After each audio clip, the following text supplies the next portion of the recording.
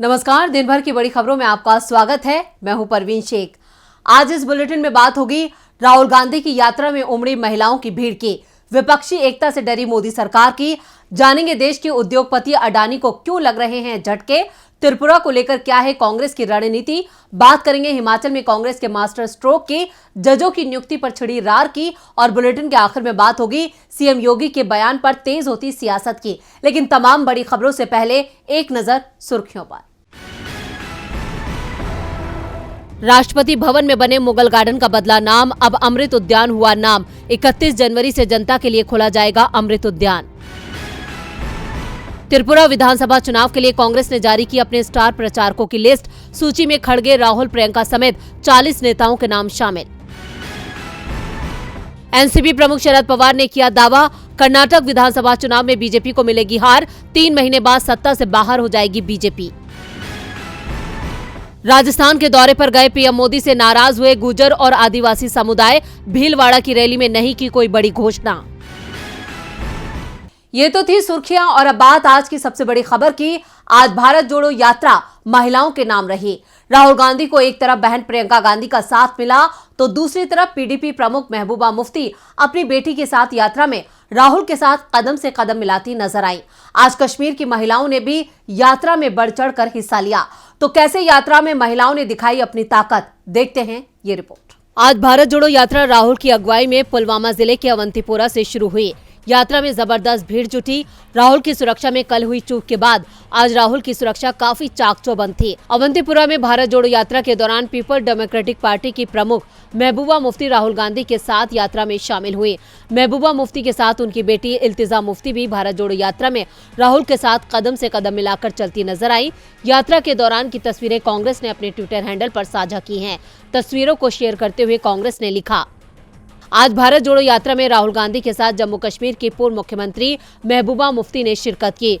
जुड़ रहा है हिंदुस्तान, लक्ष्य एक है, प्रेम सद्भाव का पैगाम। आज राहुल के साथ कश्मीर के स्थानीय लोगों ने भी पैदल मार्च किया, तो वहीं कश्मीरी महिलाएं बड़ी संख्या में यात्रा में शामिल हुई। प्रियंका गांधी दोपहर बाद पुलवामा जिले से पदयात्रा में शामिल हुई, जिसकी तस्वीरें साझा करते हुए कांग्रेस ने लिखा, आज भारत जोड़ो यात्रा में राहुल गांधी के साथ कांग्रेस महासचिव प्रियंका गांधी सम्मिलित हुई। कन्याकुमारी से मोहब्बत की खुशबू को देश की फिजाओं में बिखेरते हुए तिरंगा कश्मीर पहुंच चुका है। आज यात्रा के दौरान राहुल गांधी ने पुलवामा के घटनास्थल लेथपोरा में शहीदों को श्रद्धांजलि दी। पुलवामा के लेथपोरा में फरवरी 2019 में सीआरपीएफ के 40 जवान शहीद हो गए थे। यात्रा का रात्रि विश्राम श्रीनगर के बाहरी इलाके पंथा चौक में ट्रक यार्ड में होगा।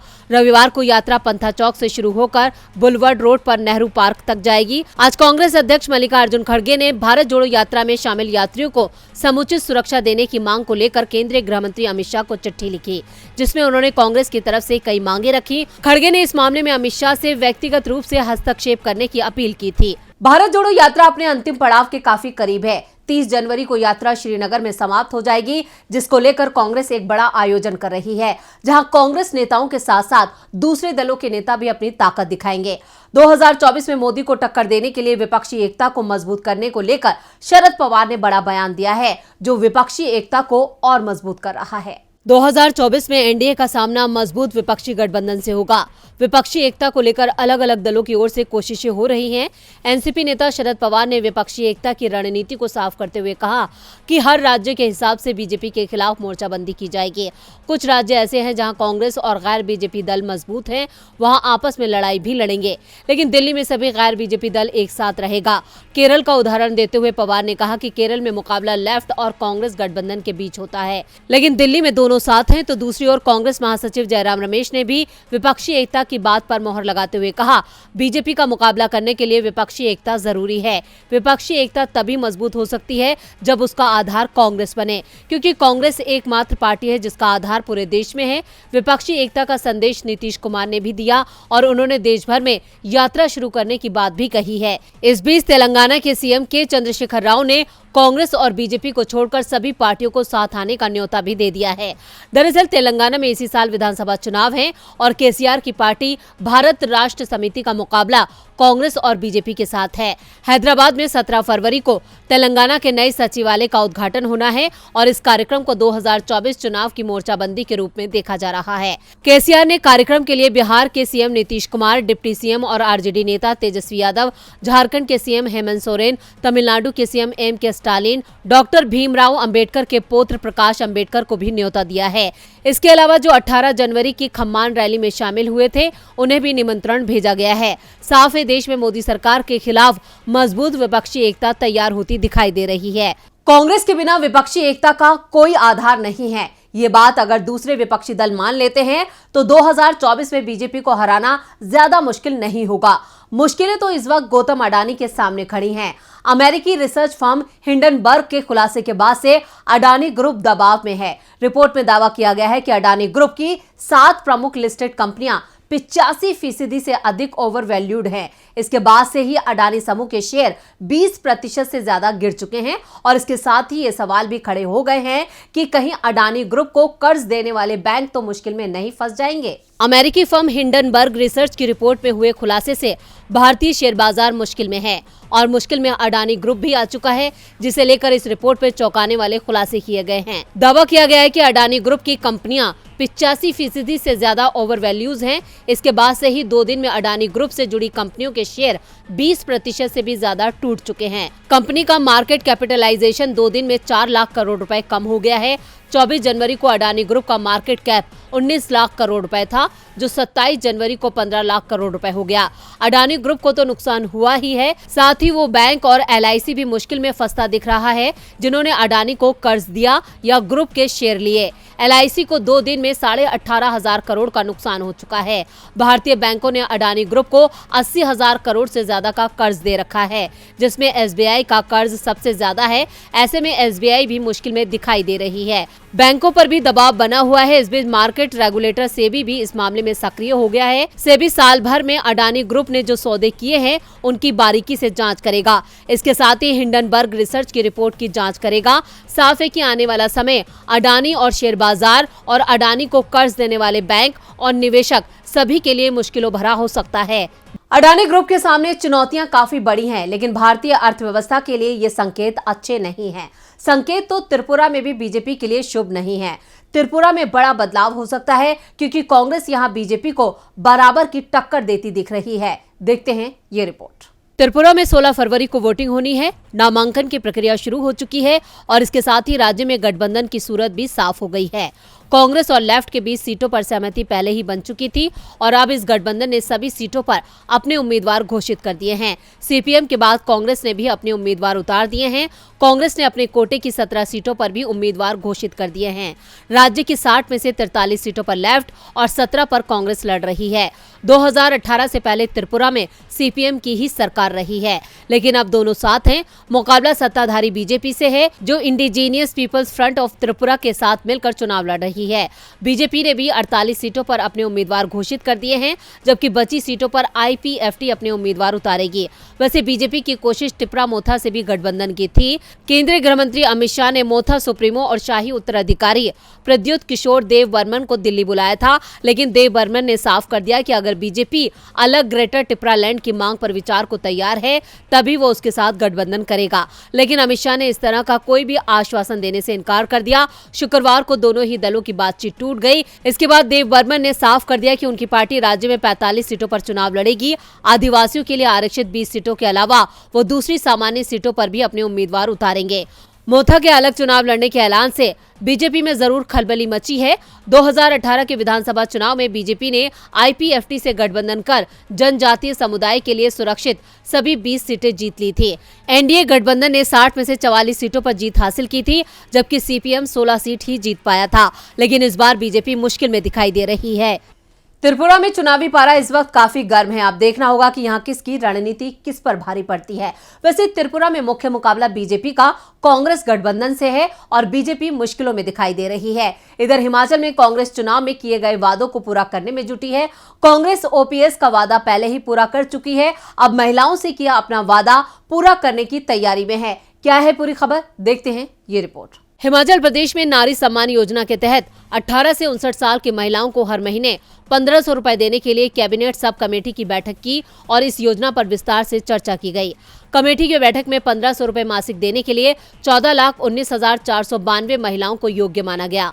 इस राशि को देने पर सुक्खू सरकार पर सालाना करीब 4,000 करोड़ रुपए का वित्तीय बोझ पड़ेगा। 18 से 59 साल की कुल 22 लाख महिलाओं में से 8,21,000 महिलाएं इस योजना के दायरे से बाहर पाई गई हैं।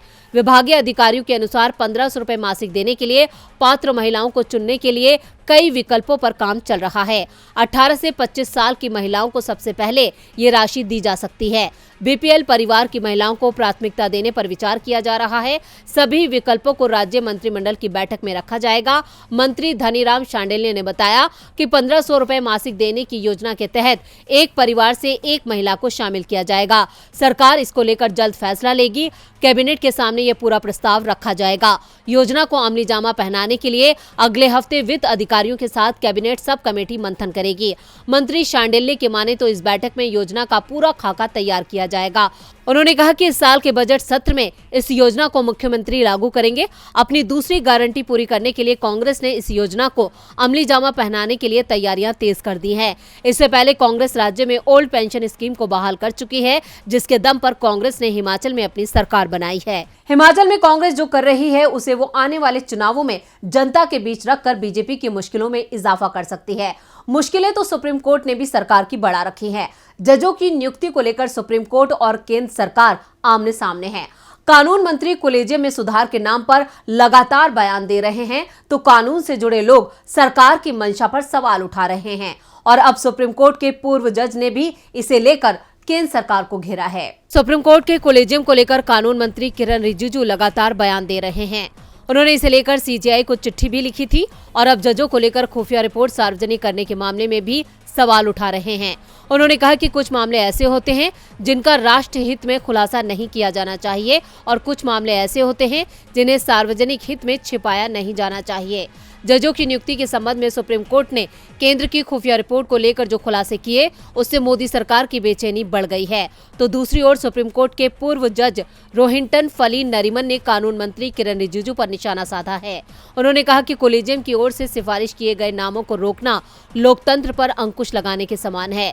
जस्टिस नरीमन ने कहा कि कानून मंत्री याद रखें कि अदालत का फैसला स्वीकार करना उनका कर्तव्य है। उन्होंने सुझाव देते हुए कहा कि सुप्रीम कोर्ट को जजों की नियुक्ति पर सख्त रुख दिखाना चाहिए। कॉलेजियम की ओर से किसी जज के नाम की सिफारिश की जाती है तो सरकार को उस पर 30 दिनों के अंदर जवाब देना चाहिए। अगर तय समय सीमा के अंदर सरकार कोई जवाब नहीं देती है तो ये मान लिया जाए कि सरकार के पास कहने के लिए कुछ नहीं है। संविधान इसी तरह काम करता है। उन्होंने कहा कि कॉलेजियम की सिफारिश रोकना लोकतंत्र को कमजोर करेगा। स्वतंत्र और निडर जजों के बिना हम नए अंधेरे युग में प्रवेश कर जाएंगे। अगर आपके पास स्वतंत्र और निडर जज नहीं है तो कुछ नहीं बचा है। और बुलेटिन के आखिर में बात सीएम योगी के बयान की। राहुल गांधी देश में नफरत खत्म करने के लिए भारत जोड़ो यात्रा निकाल रहे हैं, तो दूसरी तरफ तमाम पार्टियों के नेताओं के बयान नफरत के माहौल को बनाए रखना चाहते हैं। नफरत के बीच वोटों की फसल पैदा करने की कोशिश की जा रही है। सिनेमा हो या धार्मिक ग्रंथ, हर मुद्दे को विवाद में घसीटा जा रहा है। और अब यूपी के सीएम योगी आदित्यनाथ का एक बयान विवादों में फंस गया है। तो क्या कहा सीएम योगी आदित्यनाथ ने, देखते हैं इस रिपोर्ट में। विपक्षी दल बीजेपी पर धार्मिक ध्रुवीकरण को बढ़ावा देने का आरोप लगाते रहे हैं। योगी आदित्यनाथ को लेकर विपक्ष दावा करता है कि उनके टारगेट पर एक खास धर्म के लोग रहते हैं। हाल ही में पीएम मोदी ने भी अपनी पार्टी के नेताओं को धार्मिक विवादों से दूर रहने की नसीहत दी थी, लेकिन इसका असर होता नहीं दिख रहा है। यूपी में रामचरितमानस को लेकर पहले ही विवाद उठ खड़ा हुआ है और अब यूपी के सीएम योगी आदित्यनाथ ने सनातन धर्म को लेकर जो दावा किया है उससे भी विवाद खड़ा हो गया है। योगी आदित्यनाथ ने कहा कि सनातन धर्म भारत का राष्ट्रीय धर्म है। जब हम स्वार्थ से ऊपर उठते हैं तो हम राष्ट्रीय धर्म से जुड़ते हैं। जब हम राष्ट्रीय धर्म से जुड़ते हैं तो हमारा देश सुरक्षित होता है। योगी ने कहा कि सनातन धर्म का सम्मान हर नागरिक को करना चाहिए। अगर पूर्व में धार्मिक स्थलों को नष्ट या अपवित्र किया गया था तो अयोध्या में राम मंदिर की तर्ज पर उन्हें बहाल करने का अभियान चलाया जाना चाहिए। योगी सनातन धर्म को राष्ट्रीय धर्म बता रहे हैं तो उनके बयान पर विपक्ष सवाल उठा रहा है। कांग्रेस नेता उदित राज ने इस पर सवाल उठाए हैं। उन्होंने ट्वीट किया, सीएम योगी ने कहा कि सनातन धर्म भारत का राष्ट्रीय धर्म है। इसका मतलब है कि सिख धर्म, जैन धर्म, बौद्ध धर्म, ईसाई धर्म और इस्लाम जैसे अन्य धर्म समाप्त हो गए हैं। इसके साथ ही कांग्रेस ने याद दिलाया कि भारत एक धर्मनिरपेक्ष देश है। भारत का एक देश के तौर पर कोई भी आधिकारिक धर्म या पंथ नहीं है। भारत का संविधान सभी नागरिकों को अपनी पसंद के किसी भी धर्म का पालन करने, उपदेश देने और प्रचार करने का अधिकार देता है। ऐसे में सनातन धर्म भारत का राष्ट्रीय धर्म कैसे हो सकता है? तो आज इस बुलेटिन में बस इतना ही। देखते रहिए डीबी लाइव। नमस्कार।